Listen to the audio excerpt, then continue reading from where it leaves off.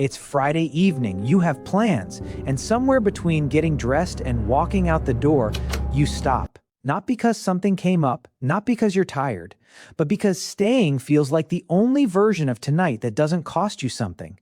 And the strangest part? That feeling doesn't feel like failure, it feels like wisdom.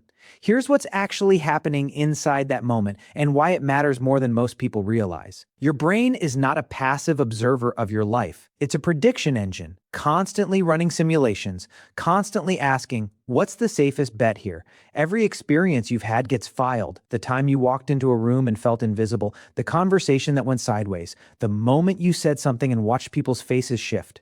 Your home has a different file entirely. No surprises, no performance, no gap between who you are and who you're expected to be. So when your nervous system starts comparing out there to in here, it's not being irrational, it's being efficient. It's choosing the outcome it already knows. Psychologists call this the avoidance cycle, and the mechanism is almost elegant in how it traps you. Every time you avoid something uncomfortable, the discomfort drops. Your body reads that drop as success, not as avoidance, as survival. So it files the lesson, staying in worked, do it again. The relief isn't just a feeling, it's a reward, and rewards get repeated. Now, there's a wide spectrum here, and where you land on it matters. On one end, people who simply love being home. They recharge in solitude. They find their sharpest thinking happens in quiet rooms. That's not avoidance, that's architecture. Some people are genuinely built for stillness, and there's nothing to fix there. On the other end, clinical agoraphobia, a real diagnosable condition where leaving the house triggers full physiological panic. It affects roughly 1 in 60 adults and often requires structured therapeutic intervention. But the most interesting territory, and the most populated, sits between those 2 points. People who want to go out but find reasons not to. People whose world has been quietly shrinking for months without them noticing. People who aren't in crisis, but who've started treating the outside world like a problem to be managed rather than a place to live in. That middle space is where most of this conversation lives, and the modern world has become extraordinarily good at making that middle space comfortable. For most of human history, isolation had a natural ceiling. You ran out of food. You needed people to function. The world pulled you back in whether you wanted it to or not. That ceiling is gone now. Groceries arrive, work happens on a screen, entire social lives can be maintained or convincingly simulated without ever stepping outside. The friction that once made withdrawal impractical has been systematically removed, which means the brain's nudge towards safety now has nothing pushing back against it. Japan recognized this pattern early enough to name it hikikomori, a term developed in the late 1990s to describe people who withdraw from social life for 6 months or more. What researchers initially assumed was a product of Japan's specific cultural pressures, the academic intensity, the rigid expectations, the particular shame of public failure, turned out to be universal. The same pattern has since been documented across Europe, North America, and sub-Saharan Africa. Different cultures, different triggers, recognizably the same retreat. What the research consistently finds about people in deep withdrawal is this: they're not indifferent. They often care more than most. High sensitivity to social evaluation, a specific, durable memory of a moment when the world proved itself unsafe, a humiliation, a betrayal, a failure that felt like evidence rather than just an event. And here's the part that makes it so hard to escape. When you stop going out, you stop gathering new information about the outside world. The brain's threat assessment never gets updated.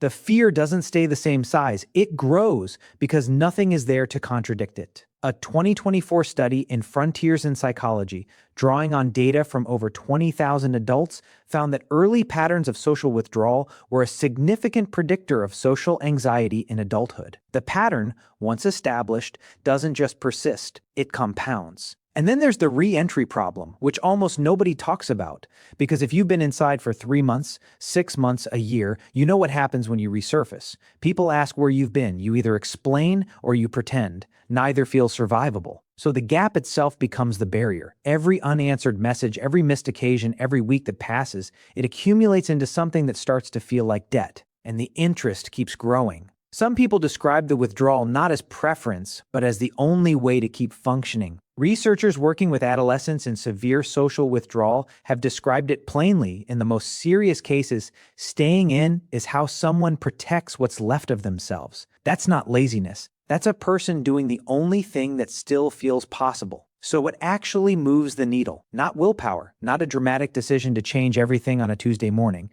The evidence points consistently toward one thing: graduated exposure. Small, deliberate contact with the situations the nervous system has flagged as dangerous, not enough to overwhelm, just enough to produce a different outcome than the brain predicted. The goal isn't to conquer anything, the goal is repetition. New data, enough small experiences that the brain's threat file slowly gets revised. The front door doesn't need to become exciting, it just needs to become ordinary again. And if you're watching this because someone you care about has been disappearing, this part is for you. Pressure doesn't work. Not because the person doesn't want to change, but because pressure confirms exactly what they already believe, that the outside world is demanding, and home is where they're safe from it. What actually reaches people in withdrawal is low-stakes, consistent presence. Not urgency, not frustration, just the quiet signal that connection is still available, without a price attached. There's a version of home that's a sanctuary, a place you choose freely because it restores you. And there's a version that becomes something else. Not chosen so much as defaulted into, one canceled plan at a time, until the distance between you and the world feels less like preference and more like geography. The difference between those two versions isn't always obvious from the inside, but it's worth knowing which one you're living in. If this landed somewhere specific for you, the next video goes into what the early steps of interrupting this pattern actually look like in practice. It's quieter than you'd expect.